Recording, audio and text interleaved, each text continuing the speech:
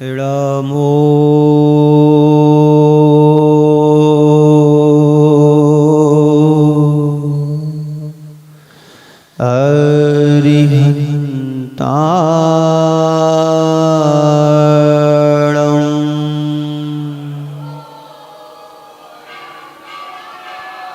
नमो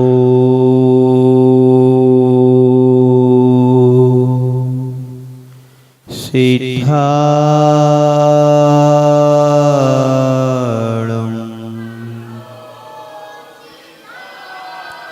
नमो वायरीयणं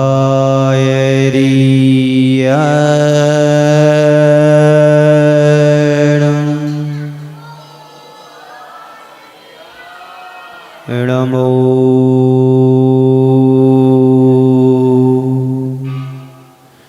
वज्रायाणं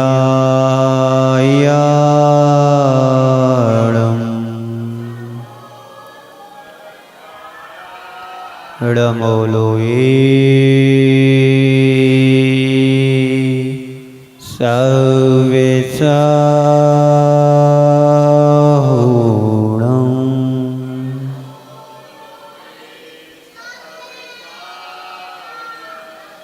एसो पंचणमयारो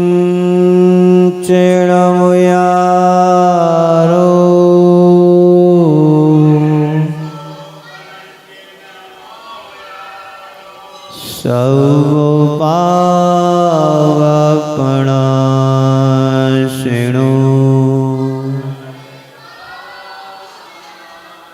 मंगलाणं चित्सवेशि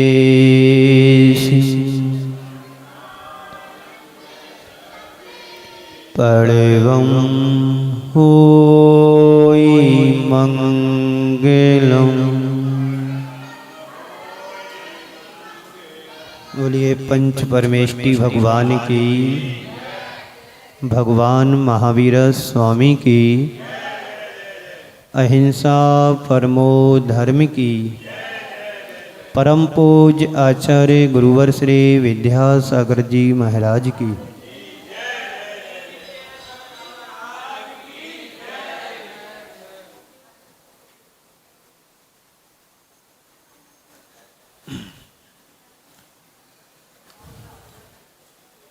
ओम।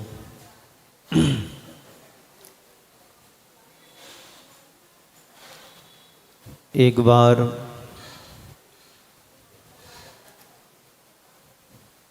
मटके के ऊपर ढके हुए ढक्कन ने शिकायत करते हुए मटके से कहा कि तुम सबकी प्यास को बुझाते हो, पर मुझे प्यासा रखते हो। ढक्कन ने कहा मटके से, तुम सबकी प्यास को बुझाते हो पर मेरे को प्यासा क्यों रखते हो। मटके ने ढक्कन की बात को सुनकर के कहा, मैं सबकी प्यास को तो बुझाता ही हूँ, लेकिन मैं चाहता हूँ कि तुम्हारी प्यास को भी बुझाऊं, पर मैं क्या करूं। जो मेरे अंदर समा जाता है, जो मेरे भीतर उतर जाता है, मैं उसकी प्यास को बुझाता हूँ, पर जो मेरे सिर पर बैठा रहता है उसको कौन बुझा पाएगा उसकी प्यास को। बात समझ में आ रही है। हमेशा विनम्र व्यक्ति सभी के सम्मान का पात्र बनता है। जो अहंकार से भर करके चाहे तो रखता है कि लोग मुझे सम्मान दें, बहुमान दें, मेरा आदर करें, मेरा सत्कार करें, पर ऐसा बहुत मुश्किल हो पाता है लेकिन ढक्कन को भी लगा कि बात सच है, मेरी ही गलती है कि मैं सिर पर बैठा रहता हूँ। काश यदि मैं पानी की तरह मटके के अंदर जाता तो मेरी प्यास भी बुझ सकती थी, पर मैं अहंकार के कारण मटके के सिर पर बैठा हूं, तो प्यास मेरी बुझेगी भी तो कैसे बुझेगी। यदि तुमको प्यास लगी है तो तुम्हें झुकना पड़ेगा। चाहे नदी के पास जाओ, चाहे तालाब के किनारे जाओ, चाहे सरोवर के पास जाओ, बिना झुके किसी की प्यास नहीं बुझ सकती है। बाबूजी, सुनाई दे रहा? बहुत अच्छे से सुन रहे हमारे बाबूजी। रोज आते हैं, अपनी जगह पर बैठ कर के एकाग्रचित्त होकर के सुनते हैं। सभी लोग अच्छे से सुनते हैं, जिनको रुचि है, जिनको लगता है कि हमारे एक एक पल, एक एक क्षण व्यर्थ में ना जाएं, आकर के समय से बैठ जाते हैं, बड़े मनोयोग से, मनोभाव से सुनते हैं। और यहाँ पर भी नहीं सुनते हैं, जो जो लोग टीवी पर देखते हैं वह भी सुनते हैं, और सुबह नहीं सुन पाते हैं तो पुनः 4 बजे इसी प्रवचन को दिखाया जाता है तो वहाँ पर भी सुन लेते हैं। तो मैं कह रहा था कि प्यास वही अपनी प्यास को बुझा पाता है जिसको अंदर से प्यास की प्यास होती है। जिसको अंदर से आस होती है वही प्रयास करता है, जो प्रयास करता है वही अपनी प्यास को बुझा पाता है। पर जो 24 घंटे सिर पर बैठा रहे और जो बैठे रहते हैं, मैं उसकी प्यास को नहीं बुझा पाता हूं और बुझा भी नहीं पाऊंगा। जो मुझ में उतरता है, यदि तुम सिर से नीचे उतर जाओगे तो मैं भी आज तुम्हारी प्यास को बुझाने के लिए तैयार हूं। एक कौन कह रहा है? मटका कह रहा है, घड़ा कह रहा है। किसके लिए कह रहा है? उसके ऊपर एक जो ढक्कन रखा है ना, उसके लिए संबोध रहा है। घड़े के ऊपर हम क्या ढकते हैं? ढक्कन से ढकते हैं, या किसी थाली से ढकते हैं, या किसी पात्र से ढकते हैं। पर जो नीचे उतरने को तैयार नहीं है तो मटका या घड़ा भी क्या करेगा? कुछ नहीं कर पाएगा। मनुष्य जब तक अपने अभिमान को नहीं गलाता है, अपने अहंकार को नहीं द्रोहित करता है, तब तक वह संसार में कभी भी कहीं पर भी मान सम्मान को नहीं पा सकता है। तब तक जीवन की वास्तविक आनंद को नहीं पा सकता है। अहंकार हमारे जीवन का गले, अहम भाव हमारे अंदर का गल जाएगा। अहम को गलाओ, अरहम को प्रकट करो। जब तक तुम्हारे अंदर का अहंकार नहीं गलेगा तो अंदर से अरहम ब्रह्म की प्राप्ति भी नहीं हो सकेगी। अहम को गलाओ, अरहम को पाओ। अरहम समझते किसको कहते हैं? ब्रह्म यानी आत्मा। उस आत्मा को प्रकट करो जिस आत्मा में ब्रह्म स्वरूप परमात्मा छिपा हुआ है। आप सबकी आत्मा भी परमात्मा है। संसार की एक भी आत्मा ऐसी नहीं है कि जो परमात्मा ना बन सके। प्रत्येक आत्मा परमात्मा बनने की क्षमता रखता है, शक्ति उसके पास है, लेकिन उस आत्मा की शक्ति की अभिव्यक्ति अभी नहीं है। जिस दिन तुम्हारी शक्ति की अभिव्यक्ति होगी उसी दिन तुम्हारी आत्मा परमात्मा स्वरूप बन जाएगी। अहंकार हमारी प्रगति को रोकता है, हमारी प्रगति को अवरोधक बनती है। लेकिन संत कहते हैं मनुष्य के मन में बैर विरोध की जितनी भी गांठें हैं वे प्रायः अहंकार से प्रेरित होकर के होती हैं। आपकी किसी से यदि अनबन होती है, बुराई होती है, खटपट होती है, यदि हमने उसको उसी समय नहीं सलटाया, उसी समय एक दूसरे से क्षमा नहीं मांगी, एक दूसरे को क्षमा नहीं किया, तो वही बैर वही बुराई कब गांठ बन करके तुम्हारे जीवन से बन जाए कहाँ नहीं जा सकता।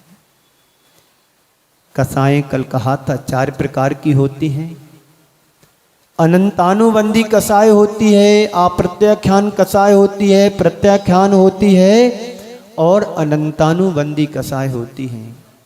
यदि तुम्हारी बुराई बैर का रूप ले लेती है, यदि तुमने उस कसाय को तुरंत नहीं निपटाया और 6 माह तक तुम्हारी कसाय बैर के रूप में रही और 6 माह से एक अंतर मुहूर्त यदि ऊपर उठ जाती है कसाय, तो अनंतानुबंधी कसाय का रूप धारण कर लेती है, अनंत संसार को बढ़ाने का कारण बन जाती है। अप्रत्याख्यानावर्णी कसाय 15 दिन, उसके बाद कसाएं धीरे धीरे कम होकर के संजुलन तक जाते हैं तो अंतर मुहूर्त वाली कसाय हो जाती है। इन कसायों से बचना है। अहंकार भी एक कसाय है, ईगो भी कसाय है, मान भी कसाय है। सभी प्रकार की कसायों से हम परिचित हैं कि नहीं? बोलो जी, परिचित होना।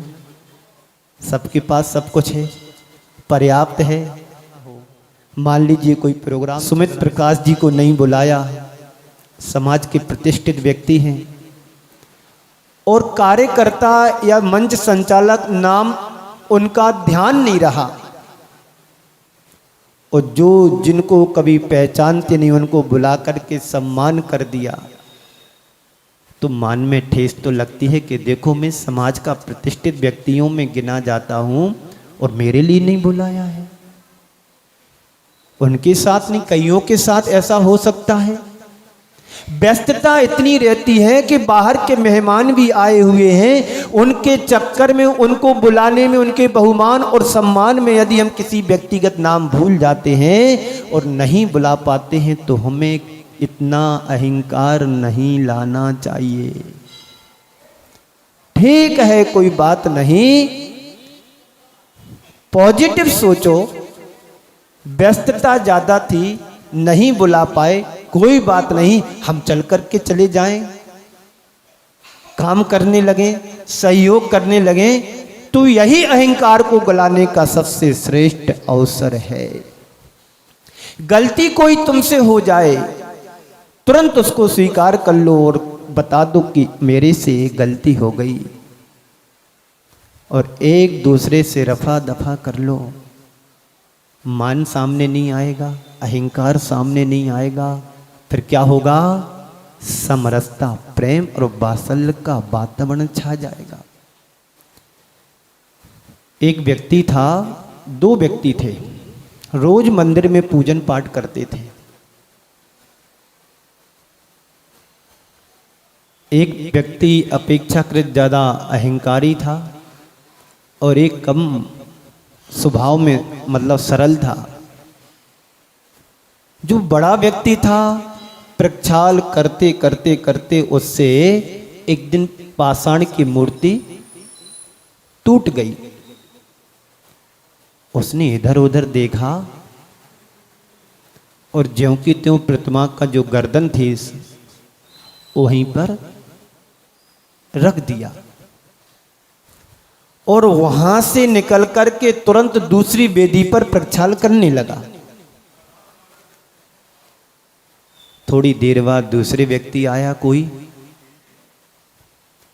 उसने भी प्रक्षाल किया और प्रक्षाल जैसे किया तो वो गर्दन नीचे गिर गई। बहुत उसको दुख हुआ, पश्चाताप हुआ, रोने लगा कि हाय मेरे से अनर्थ हो गया, मेरे से प्रतिमा टूट गई, अब मेरा क्या होगा। अपने आप में बहुत गिल्ट फील करने लगा कि मेरे से तो बहुत बड़ा पाप हो गया। और जो जिसके द्वारा पहले वो मूर्ति टूट चुकी थी वह व्यक्ति भी बाजू में था। जैसी मूर्ति गिरती हुई टूटी हुई देखी तो वो आकर के कहने लगा, ये तो तुमने बड़ा पाप कर लिया, तुम्हारे से मूर्ति टूट गई, अब तुम्हें इसका पश्चाताप और प्रायश्चित लेना पड़ेगा महाराज श्री के पास जाकर के। तरह तरह की बातें उस व्यक्ति से करने लगा। वो तो वैसे घबराया हुआ है, अपने आप को बहुत मतलब पापी समझ रहा है, मेरे से बहुत बड़ा पाप हो गया, अब क्या कैसे हो गया, घबरा रहा था। उसी बीच मंदिर का जो माली होता है वो आता है, बोलता है। इतने में बहुत सारी भीड़ भी इकट्ठी हो गई। जब कोई प्रतिमा टूटे तो सबसे बड़ा अनर्थ हो गया, बहुत बड़ा पाप हो गया। तो जो मंदिर का माली है ना, उसी समय वहां झाड़ू लगा रहा था। उसने देख लिया कि पहले वाले बाबू से मूर्ति टूट गई, गिर गई थी। तो बोलता है माली कि बाबूजी आपसे मूर्ति नहीं टूटी है, ये मूर्ति तो इन बाबूजी से टूटी है जो आपसे कह रहे हैं प्रायश्चित लेना चाहिए। प्रायश्चित तो इनको लेना चाहिए जिनसे मूर्ति टूटी थी। आप कैसे बात करते हो जी, मूर्ति मेरे से नहीं टूटी है, मूर्ति तो इन्हीं से टूटी है, देखो सामने सामने गिरी है। उसने कहा कि देखो सामने क्या लगा है, सामने क्या लगा है, कैमरा लगा है। उसकी फिल्म को निकाला गया, उसमें पाया कि मूर्ति इनसे नहीं, इनसे टूटी। अब ये सामने जब बात आई तो उसका चेहरा मुरझा गया, फीका पड़ गया। कोई गलती मेरे से होती है तो तुरंत उसको स्वीकार कर लो कि ये मेरे से बहुत बड़ी गलती हो गई है। तो गलती स्वीकारने से क्या होता है, एक दूसरे में सामंजस्य बैठा रहता है। पर हम लोगों के साथ बड़ी विडंबना है। अहंकारी व्यक्ति अपने सामने किसी को तुच्छ समझता है, और दूसरी बात उसकी ये होती है कि अहंकारी व्यक्ति अपनी गलती को कभी स्वीकार नहीं करता है। बड़ी से बड़ी गलती कर लेगा पर अपने आप को स्वीकार नहीं करता है। इसी बात को पूज्य गुरुदेव ने हाइगो के माध्यम से कहा है, गर्व गला लो। गर्व यानी अहंकार, गर्व गला लो, गले लगा लो। अहंकार गलेगा, आपके लिए छोटे से छोटा व्यक्ति भी तुम्हारे लिए महान दिखाई देगा। छोटे से छोटा व्यक्ति भी तुम्हारे लिए सम्मान का पात्र दिखाई देगा। बस हमें अपने गर्व यानी अहंकार को गलाने की जरूरत है। तो कह रहे हैं कि गर्व गला लो, गले लगा लो, जो है अहिंसा प्रेमी। अहिंसा का प्रेमी, अहिंसा धर्म का प्रेमी व्यक्ति, उसके जीवन में अहंकार नहीं आता है, उसके जीवन में ममकार नहीं आता है, अहंकार नहीं आता है, किसी भी प्रकार का गर्व नहीं होता है। वह सबके साथ हिल मिलकर के रहने वाला होता है। छोटे से छोटी समाज के व्यक्ति को अपने हृदय से लगाने की बात करता है। कितना छोटा सा छोटा व्यक्ति उसको गले लगाने के लिए तैयार रहता है। मैंने एक संस्मरण, एक उदाहरण सुना था मुनि श्री प्रमाण सागर जी के पास। वो शायद घटना यहीं दिल्ली की हो। क्या नाम मेरे को थोड़ा एकदम स्मृति में नहीं आ रहा है, उनके घर में एक दिन खुशी का वातावरण आया। शायद किसी का जन्मदिन हो या किसी का जन्म हुआ हो या कि बेटे की शादी की सालगिरह का प्रोग्राम हो या खुद की शादी का सालगिरह का प्रोग्राम हो। उस खुशी में उस व्यक्ति ने पूरे नगर में मिठाई बंटवाई। शायद वो बात दिल्ली की ही है होगी। उस व्यक्ति ने पूरे नगर में मिठाई बंटवाई। मिठाई बांटने के बाद उनके जो सेवक थे वापस आए। उन्होंने पूछ लिया कि क्यों पूरे नगर में मिठाई बांट करके आ गए।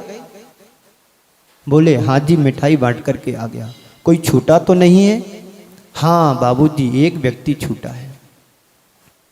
हाँ बाबूजी, एक व्यक्ति छूटा है। तो वह कौन है व्यक्ति जिसने हमारी मिठाई को स्वीकार नहीं किया? बाबूजी, वो कोने पर एक छोटी सी दुकान लगा करके बैठा है अमुक जगह पर, चने बेचता है। क्या करता है? चने बेचता है। छोटी सी दुकान है, दिन भर में 150 रुपए के ही चने बेच पाता होगा। उस व्यक्ति ने मना कर दिया। कोई बात नहीं, समझ नहीं पाया होगा। बड़े धनाढ्य व्यक्ति थे वो। बोलते हैं अपने सेवकों से, चलो बग्गी को तैयार करो, उस पर बड़ा थाल सजा करके मिठाई का रखो। भले वह गरीब व्यक्ति हो या छोटा हो या बड़ा हो, सब हमारे समाज के, हमारे सब भाई बंधु हैं। चलो बग्गी को तैयार करो। उन सेठ जी के लिए बग्गी पर बैठाया, मिठाई का थाल रखा और सेवक उस बग्गी को लेकर के आगे चल रहे हैं। 4 सेवक पीछे पैदल चल रहे हैं। और जैसे ही उस दुकान के सामने पहुंचते हैं, 10 कदम पहले उतर करके और वो सेठ साहब छोटी सी दुकान वाले के पास पहुंचते हैं। कोई बात नहीं करते हैं।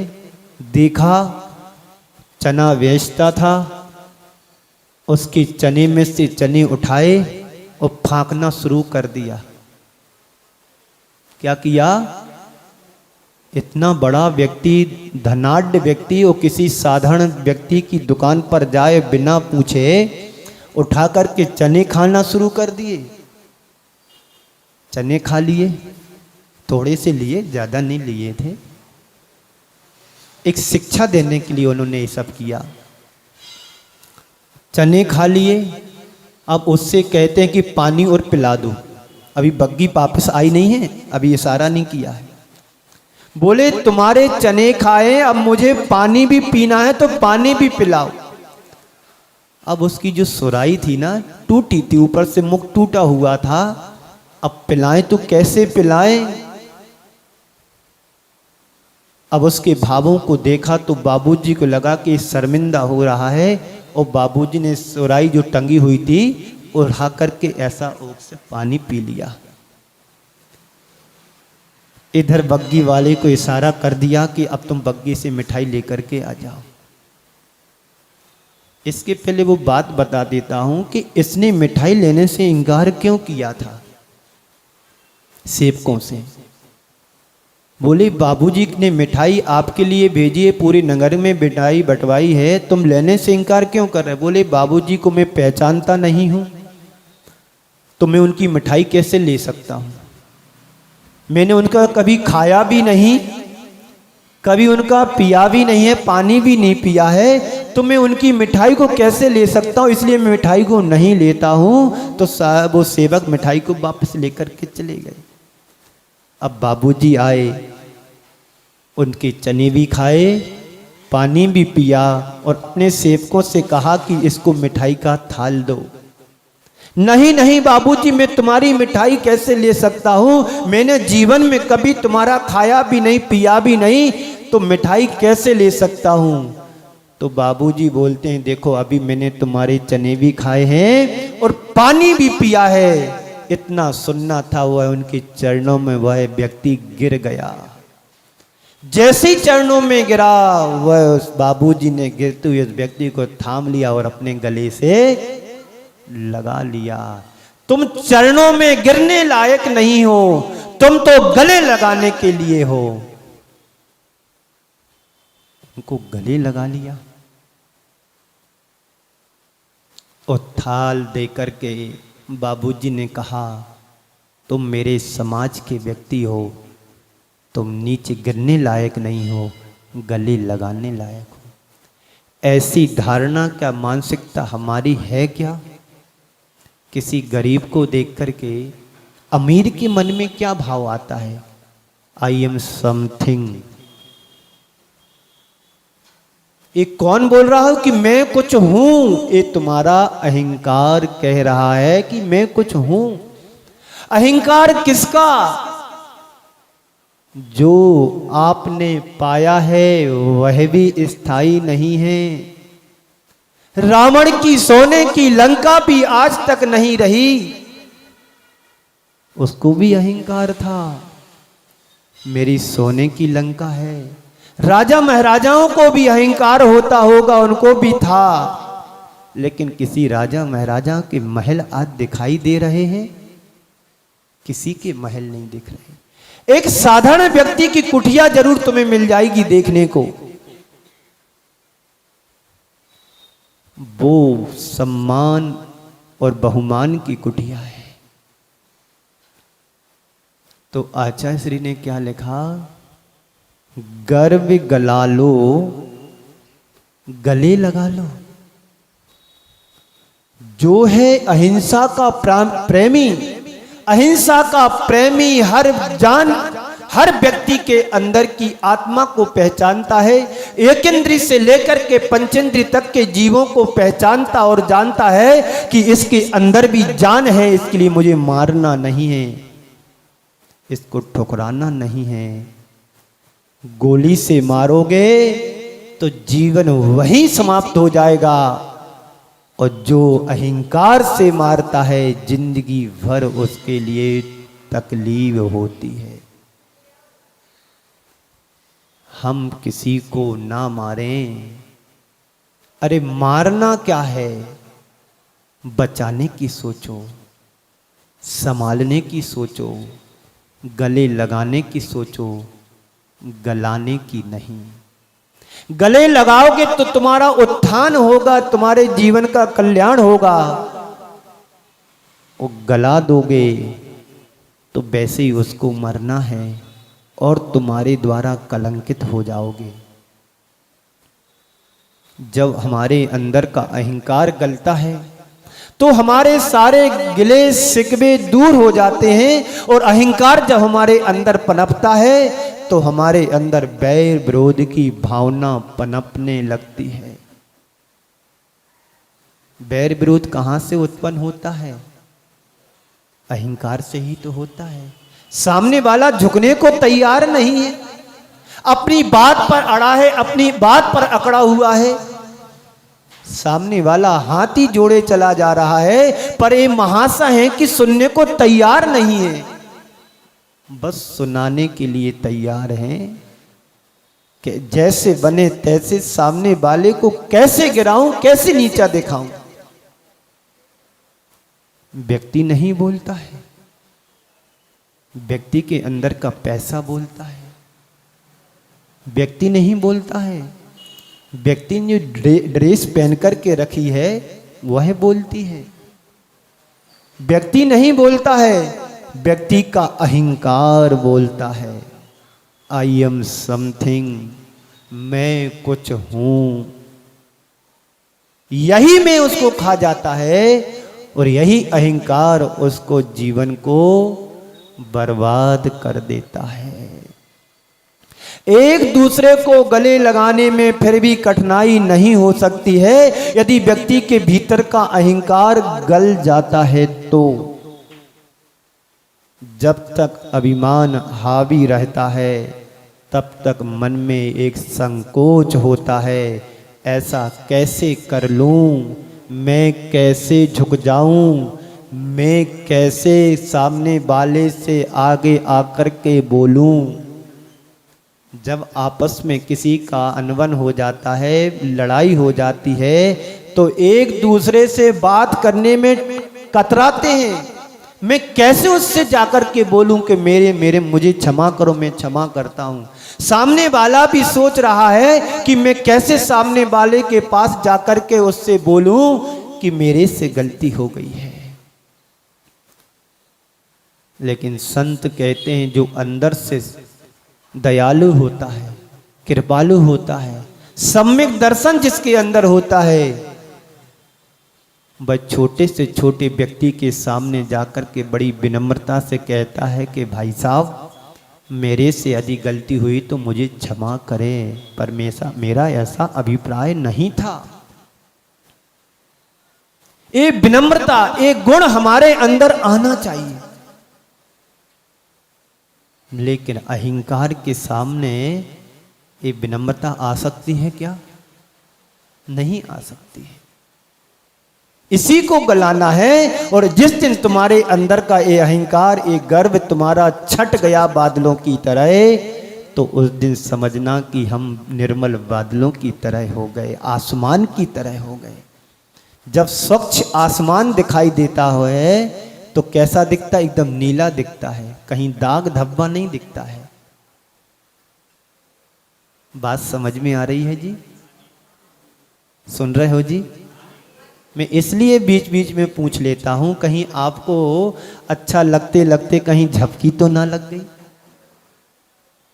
सुन रहे हो बाबूजी?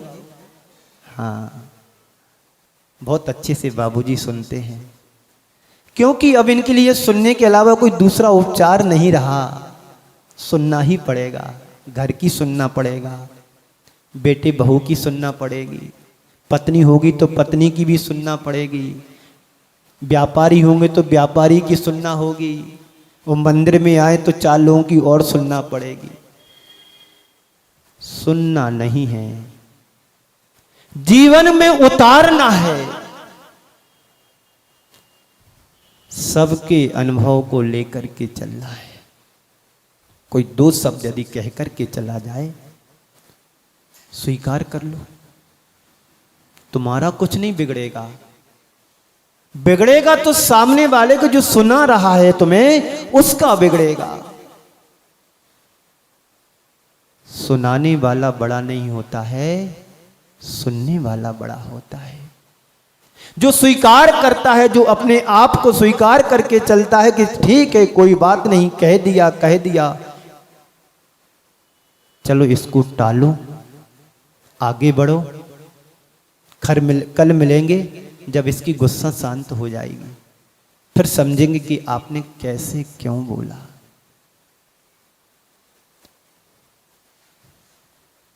लेकिन सामने अहंकार होता है तो मन में एक खटकता रहता है कि मैं कैसे सामने वाले से झुकूं, कहीं मैं छोटा ना बन जाऊं। व्यक्ति खोटा बनने को तैयार हो जाता, पर छोटा बनने को तैयार नहीं हो सकता अहंकारी व्यक्ति। फिर से बोलूं, अहंकारी व्यक्ति खोटा बनने को तैयार हो जाएगा, पर छोटा बनने को तैयार नहीं हो सकता है। इस तरह की मनोवृत्ति से जीने वाला व्यक्ति कभी अपना उत्थान नहीं कर सकता है, हमेशा पतन ही पतन होगा। अहंकारी व्यक्ति का कभी उत्थान नहीं हो सकता है, और अहंकारी व्यक्ति कभी जीवन में अच्छा नहीं कर सकता है। यदि जीवन का उत्थान करना है तो अहंकार का पतन करना होगा। सच्चे अर्थों में प्रेम पूर्ण संबंधों को बनाकर रखना ही अहिंसा की आराधना है। जहां पर हिंसा ना हो, हिंसा मारने काटने से ही नहीं होती है, वो तो हिंसा ही है, पर हम किसी को विचारों से भी आहत नहीं करना चाहिए। अपने वचनों से कभी भी किसी को हिंसात्मक तरीके से उनको ऐसे शब्दों का प्रयोग ना करे जिससे तुम्हारे दो शब्दों से उसके जीवन में आहत हो जाए, उसका मन घायल हो जाए। यही भी एक हिंसा का रूप है। लेकिन जो अहिंसा का प्रेमी होता है, जो अहिंसा धर्म का पालन करता है, वह व्यक्ति कभी वचनों में हिंसात्मक तरीके से वचनों का प्रयोग नहीं करता है। अहंकार के कारण मनुष्य अपने अंदर विकारों को उत्पन्न करता रहता है। विकारों को उत्पन्न करते करते अपने जीवन को इतना गिरा देता है कि वो फिर कभी जीवन में उठ नहीं पाता है। इसलिए हमें अपने जीवन में अहंकार नहीं करना चाहिए। अहंकार से बचने की कोशिश करें। अहंकारी व्यक्ति धीरे धीरे भी संभलता है, तो संभलने की कोशिश करना चाहिए, क्योंकि अहंकार हमारी आत्मा का पतन कराता है। अहंकार हमारे जीवन को बर्बाद कराता है। और जो व्यक्ति धीरे धीरे परहेज करने लगता है, अपने स्वभाव में परिवर्तन लाता है, अपने स्वभाव को बदल लेता है, अपनी प्रवृत्ति और प्रकृति को बदल लेता है, वही व्यक्ति एक दिन अपनी आत्मा को परमात्मा बनाने में समर्थ हो जाता है। जितने भी महापुरुष हुए हैं, सबके इतिहास को यदि उठा करके देखो तो सबका इतिहास काला मिलेगा, कोई साफ स्वच्छ नहीं है। उस काले इतिहास को अब मुझे सफेद करना है। कैसे करोगे? तो जो हमारे जन्मांतरों से कर्म आत्मा से चिपके हुए हैं, जो कसाय हमारी आत्मा से लगी हुई उस कसायों को हमें दूर करना पड़ेगा। उस विकारी भावों को हमें दूर करना पड़ेगा। तभी ना आचार्य श्री ने कहा है, गर्व गला लो, गले लगा लो, जो है अहिंसा का प्रेमी। अहिंसा का प्रेमी ही, सत्य का आचरण करने वाला व्यक्ति ही, दया और धर्म का आचरण करने वाला व्यक्ति ही पर प्राणी को अपने गले लगा सकता है। सम्यक दृष्टि व्यक्ति दीन दुखियों को देख करके अपने गले लगाने का पुरुषार्थ करता है कि कर्म के उदय में यदि इसके अंदर गरीबी आई है, कर्मों के वशीभूत होकर के ये दीन दुखी बना हुआ है, कोई बात नहीं, इसका कर्म है, इसको भोगना ही पड़ेगा, पर मेरा कर्म इसका सहारा बनना है, तो मैं सहारा बन करके रहूंगा। सम्यक दृष्टि पर पीड़ा को देख करके अपनी पीड़ा समझता है। दीन दुखियों को देख करके उनकी दीन दुखी हालत को दूर करने का भरसक पूरा प्रयास करता है। ये कब होगा? जब तुम्हारा गर्व गलेगा, अहंकार टलेगा। और अहंकार से भरा हुआ व्यक्ति, उसकी दृष्टि में दीन दुखी दिखते ही नहीं है, उसको सज्जनता दिखती नहीं है। अपने अहंकार के कारण वह किसी को अपने सामने कुछ समझता ही नहीं है। इसी कारण से वह अपने आप को बड़ा व्यक्ति समझता है।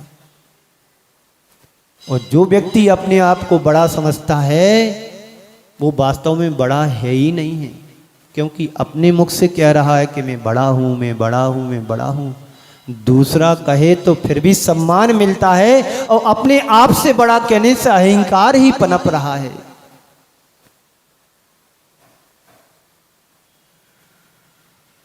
हम सब बड़े बने लेकिन छोटों को लेकर साथ चले। एक बार पानी दूध के पास गया। एक बार पानी दूध के पास गया और दूध से निवेदन करता है, कहता है कि आपका बाजार में बड़ा महत्व है, हर व्यक्ति तुमको चाहता है, और तेरे बिना तो सुबह की शुरुआत ही नहीं होती है। एक काम करो, आप मेरे को मिला लो तो तुम्हारे साथ मेरा भी मूल्य बढ़ जाएगा, मैं भी तुम्हारे जैसा होकर के तुम्हारे साथ बिकने लगूंगा। बार बार पानी के निवेदन करने से दूध ने एक बार कह ही दिया कि ठीक है, आ जाओ, मेरे में मिल जाओ। अब क्या था, पानी दूध में मिला हुआ पानी दूध बिकने लगा। दूध की तरह पानी की भी कीमत बढ़ गई। एक दिन दूध के लिए हलवाई ने कढ़ाई में रख दिया, दूध उबलने लगा, पानी उसका जलने लगा। जल करके धीरे धीरे पानी कम हो गया, भाप बनकर के उड़ गया। जैसे ही दूध उबल रहा था, दूध ने देखा कि मेरा मित्र चला गया है, दूध उफन रहा है। अब जिसको मैंने शरण दी थी वही मेरे से दूर चला गया है। ठीक है, दूध उफनने लगा है। हलवाई ने देखा कि दूध बाहर बहने को हो रहा है। उसने एक चुल्लू भर पानी लिया, उस पर छिड़क दिया। क्या हुआ, शांत हो गया। उसका मित्र आ गया, जिसको दूध ने शरण दी थी, वह वापस आ गया, दूध शांत हो गया। क्या ऐसा हम नहीं कर सकते हैं अपने जीवन में? यदि कोई मेरे से कमजोर दिखता है, कोई मेरे से गरीब दिखता है, कोई मेरे से असहाय दिखता है, और यदि हम अपने अहंकार में भागते रहें, उबलते रहें, तो गरीबों का क्या होगा, असहाय लोगों का क्या होगा? तो हमारा धर्म यही कहता है, हम अपने में उनको मिला लें। दूध और पानी की तरह हम गरीबों को अमीर में मिला लें। हम उनको कुछ सहयोग करें ना करें, कम से कम उनको एक सहारे के लिए कुछ सहयोग तो दे दें। हमारे पास बहुत बड़ा बिजनेस है, थोड़ा सा उनको सहयोग करके अपने सहारे लगा करके उनको भी अपने पैर पे खड़ा कर सकते हैं। लेकिन हमारे अंदर का अहंकार गलेगा तभी तुम दूसरों को गले लगा सकते हो, और जिसके हृदय में अहिंसा पलती हो वही दूसरे को गले लगा सकता है। एक बार की बात है,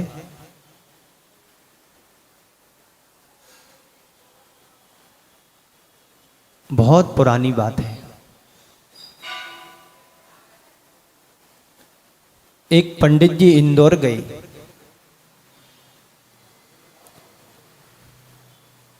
उन पंडित जी के लिए माचिस की जरूरत पड़ी। किसकी जरूरत पड़ी? माचिस का काम क्या है? आग लगाना। क्या काम है माचिस का? आग लगाना। उन पंडित जी के लिए भोजन बनाना था, तो माचिस की जरूरत पड़ी। ये सत्य घटना है, इंदौर नगर की बात है। यहां से लेकर के 2-3 किलोमीटर चलेगा, किसी दुकान पर माचिस नहीं मिली। पूछते पूछते एक व्यक्ति ने बताया कि देखो सामने वो छोटी सी दुकान दिख रही है, वहां पर माचिस मिलेगी। पर ठीक है वहाँ तो मिल जाएगी। ये बताओ कि इतनी सारी सैकड़ों दुकानें हमने देखी, पर किसी के पास माचिस क्यों नहीं मिली? बात तो ये समझने की है। सभी प्रकार की दुकानें मिली, किराने की दुकान पर, पान की दुकान पर माचिस तो मिलती मिलती है, और बिना माचिस से आग भी कहीं नहीं लगती है। आग लगाना है तो माचिस भी ढूंढना पड़ेगी। तो एक दुकान वाले ने बताया कि यहां पर एक सिंधी भाई है, आफत के मारे उसका सारा बिजनेस डाउन में चला गया, खाने तक को उसको पैसे नहीं रहे, पूरा व्यापार तहस नहस हो गया। ऐसा कर्म का उदय आया। तो हम सभी लोगों ने एक मीटिंग की, इस व्यक्ति को कैसे बड़ा करना है। बात समझ में आ रही ना? इस व्यक्ति को कैसे उठाना है। तो हम 100 दुकानदारों ने मीटिंग करके कि हम लोग माचिस नहीं बेचेंगे, हम लोग माचिस नहीं बेचेंगे। और उस व्यक्ति को माचिस का व्यापार करा दिया, थोड़ा सा योगदान दे करके। वह व्यक्ति अपने पैर पर खड़ा हो गया, उसका व्यापार चलने लगा। क्या ऐसे रचनात्मक काम, क्या यदि हमारे समाज में कोई ऐसा दीन दुखी मिलता है, छोटा गरीब परिवार मिलता है जिसका कोई व्यवसाय ना हो और परेशान हो रहा हो, हम एक चीज नहीं बेचेंगे? 100 दुकानें हैं, 1000 दुकानें हैं, गमछा का काम करते, गमछा नहीं बेचेंगे? टोपी नहीं बेचेंगे? चड्डी बनियान नहीं बेचेंगे? उसको खुला दिया। छोटे से स्तर से उसको यदि एक काम दिलाते हैं, कराते हैं, तो हम उसको बड़ा बना सकते हैं, अपने बराबर कर सकते हैं। ये कब होगा? जब हमारा गर्व गलेगा, अहिंसा प्रकट होगी, तो सामने वाले को गले लगा पाएंगे। सरल व्यक्ति की पहचान ही होती है कि सामने वाले को गले कैसे लगाना है। अहंकारी व्यक्ति कभी किसी को गला नहीं लगा सकता है, गिला तो सकता है, गिरा सकता है, गीला कर सकता है, पर उसको सम्मान और बहुमान नहीं दे सकता है।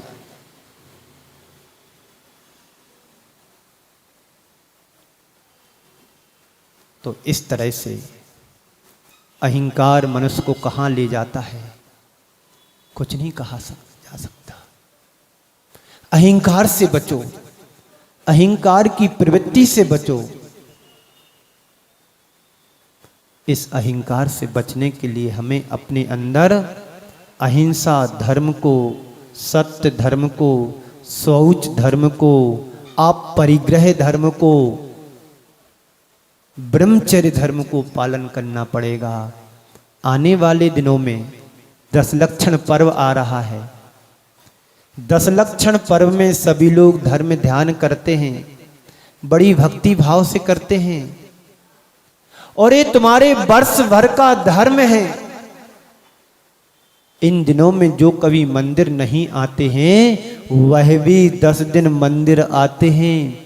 जो 24 घंटे खाते पीते रहते, जिनको रात और दिन का भेद नहीं होता है, वह व्यक्ति भी कम से कम 10 दिन रात्रि में भोजन नहीं करते हैं। वह पर्युषण पर्व जो हमारी आत्मा की गंदगी को दूर करने के लिए आने वाला है। आप लोग हर वर्ष धर्म पर्युषण पर्व मनाते हैं, अपने तरीके से मनाते हैं, पंडित और विद्वान को बुलाते हैं, उनका योगदान सहयोग लेते हैं, उनके माध्यम से तुम दिनचर्या को करते हैं। लेकिन इस वर्ष तुम सबका बड़ा सौभाग्य है, किसी गुरु का सानिध्य तुम्हें मिल रहा है। अपने दिल दिमाग में बैठा करके रखना है कि इस बार के पर्युषण पर्व हमें गुरु चरणों में सानंद संपन्न करना है। कुछ लोग तो यहां से बाहर भी जाते हैं जो जिससे जुड़े हैं, 10 दिन व्यापार व्यवसाय बंद करके 10 दिन त्याग नियम धर्म लेकर के व्रत लेकर के वहां पर जाकर के पर्युषण पर्व मनाते हैं, विशुद्धता धर्म ध्यान करते हैं। सबका मोह छोड़ करके, मोबाइल छोड़ करके, सारा परिग्रह का त्याग करके बाहर जाकर के धर्म ध्यान करते हैं।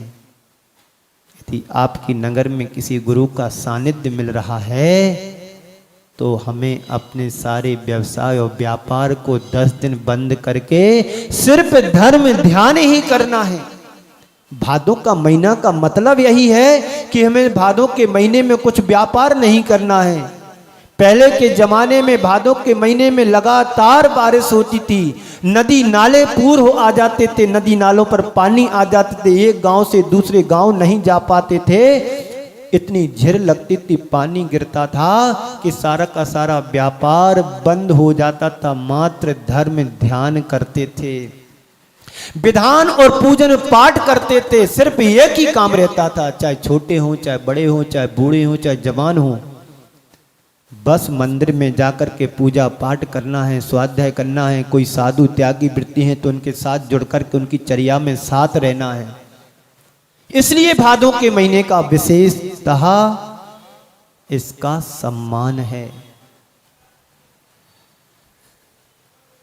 तो ये भादों का जो महीना है, आने वाले दिनों में, आज 7-8 तारीख हो गई शायद, है ना, ठीक आज से 10 दिन रहे हैं। अब अपनी घर की तैयारी साफ सफाई से करते हैं, पर मन की तैयारी भी साफ सफाई से करना है। जो वर्ष भर की हमारे मन में दिमाग में गंदगी जुड़ गई है, अब उस गंदगी को दूर करने के लिए 10 लक्षण पर्व तुम्हारे जीवन में आने वाले हैं।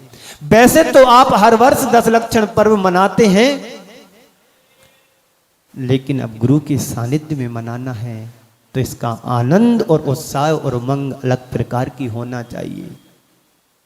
जैसे आप हर रोज घर में झाड़ू लगाते हैं, शाम को भी लगाई थी, सुबह भी लगाई, क्यों? धूल आ जाती है, गंदगी आ जाती है और झाड़ू से साफ कर देते हैं।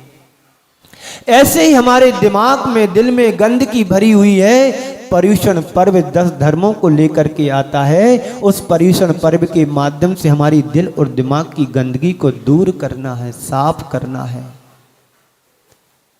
आने वाले दिनों में आप सभी को अच्छे तरीके से धर्म ध्यान करना है। वैसे तो कृष्णनगर वाले धर्मात्मा है, रोज सुबह 5:30 बजे से यहाँ पर तांता लगा रहता है, मंदिर में जगह भी नहीं मिलती है। ये धर्म बाहर का नहीं होना चाहिए, हमारे हृदय का धर्म बन जाए। 10 लक्षण के पर्वों के 10 लक्षणों में से एक लक्षण भी तुम्हारे जीवन में घटित हो गया तो तुम्हारे जीवन का हृदय परिवर्तन हो जाएगा। हर वर्ष धर्म करते हैं, 10 लक्षण पर्व मनाते, हर रोज धर्म ध्यान करते हैं, लेकिन जब तक हृदय परिवर्तित नहीं होगा तो धर्म ध्यान करने से मतलब क्या? सुन रहे हो जी? तो 10 लक्षण धर्म जब भी तुम्हारे हृदय में उतरेगा जब तुम अहंकार को बाहर निकालोगे तब। अभी क्या कहा था 1 घंटे पहले? मटके से ढक्कन ने शिकायत करते हुए कहा कि मटके बाबूजी, तुम हर किसी की प्यास को बुझाते हो, पर मेरे को तुम प्यासे रखते हो। मटके से ढक्कन ने शिकायत करते हुए कहा कि तुम सबकी प्यास को बुझाते हो, मेरे लिए प्यासा क्यों रखते हो? तो मटके ने, घड़े ने ढक्कन की शिकायत को सुनते हुए मुस्कुराते हुए कहा कि मैं तुम्हारी प्यास को भी तो बुझाना चाहता हूं, पर तुम मेरे सिर पर ही बैठे रहते हो तो तुम्हारी प्यास को कैसे बुझाऊंगा?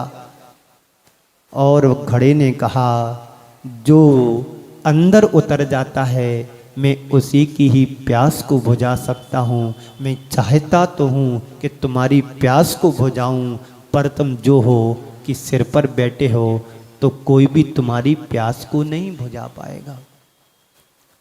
नदी के पास जाने के बाद भी तुम्हारी प्यास जरूरी नहीं कि बुझ जाए। सरोवर के पास पहुंचने के बाद भी कोई जरूरी नहीं कि तुम्हारी प्यास बुझ जाए। कोई नल के पास जाकर के अपनी प्यास बुझा ले, कोई जरूरी नहीं। जब तक तुम झुकोगे नहीं तब तक तुम्हारी प्यास नहीं बुझ सकती है। झुकता वही है जिसका अहंकार गल गया हो। इसलिए गुरुदेव ने कहा है, गर्व गला लो, यानी अहंकार को गला लो, गले लगा लो। अहंकार को जो गला लेता है, ईगो को जो नष्ट कर देता है, वही गले लगा सकता है। किसको? जो अहिंसा प्रेमी होता है उसको। और जब तक हमारे हृदय में अहंकार भरा रहेगा, पनपता रहेगा, तो हम कभी भी किसी को अपना नहीं बना पाएंगे, ना अपना पाएंगे, ना हम दूसरों को भी अपना सकते हैं, ना दूसरों के बन सकते हैं। दूसरों को मनाना सीखो और दूसरों की मानना भी सीखो। दूसरों को कैसे मनाना है और दूसरों की कैसे मानना है, इन बातों पे तो ध्यान रखना पड़ेगा। जो दूसरों की बात को मान लेता है और जो दूसरों को मनाने की कला सीख लेता है, वही व्यक्ति अहिंसा का पुजारी बन सकता है। अहिंसा का पुजारी बनो। धर्म के पुजारी तो बन गए, लेकिन अहिंसा के पुजारी कब बनेंगे? जब तुम्हारे हृदय का अहंकार गलेगा तब। तो दूध ने पानी को मिला लिया था, दोनों बराबर दिखने लगे, एक दूसरे को सम्मान मिला। दूध का अहंकार गल गया, पानी को मिला लिया, दोनों एक साथ बिकने लगे। वही पानी एक दिन तेल के पास पहुंचता है, तेल से भी कहता है कि भाई तुम्हारी बाजार में कीमत अभी बहुत है, दीपावली आने वाली है, रक्षाबंधन चला गया, तेल के बिना कुछ होता नहीं है, कढ़ाई में डालो तो तभी पूड़ी तलेगी जब तेल घी उसमें होगा, तब दीपक तभी जलेगा जब तेल और बाती दीपक में होगी। पानी ने बार बार प्रयास किया, पुरुषार्थ किया कि मिला ले, जैसे बने तैसे मिला ले। बार बार अहंकार में भर करके कहता हूं, तुम्हारी औकात क्या है? मैं पानी हो तुम तेल, कहां तू मिलने आ रहा है? अरे बाबूजी, थोड़ा सा स्थान दे दो, थोड़ी सी जगह दे दो, तुम्हारा कुछ नहीं बिगड़ेगा, तेरे चरणों में बैठा रहूंगा, पर तुम मिला ले मुझे। बार बार विनम्रता के साथ पानी तेल से पेश आ रहा है, पर तेल है कि अहंकार की भाषा भाषा बोलता चला जा रहा है। तुम्हारी क्या औकात है? मैं तेल हूं तेल, और तुम कहां पानी ठहरे हो? पानी में कभी पुड़ी नहीं निकलती है, तेल से ही सब कुछ होता है। होता तो है, लेकिन तालमेल बैठा लो जरा तो और अच्छा हो जाएगा। सूखे आटे की पुड़ी बना के देख लो, आटा भी जलेगा और तेल भी जल जाएगा। तालमेल बैठाना है, आपस परस्पर में संवाद सही होना चाहिए, संबंधों में खटास नहीं होना चाहिए। बार बार पानी के कहने से थोड़ा तेल पसीजा। सुन रहे हो ना बाबूजी? बस 2-3 मिनट बचे हैं, ज्यादा नहीं बचे घड़ी से।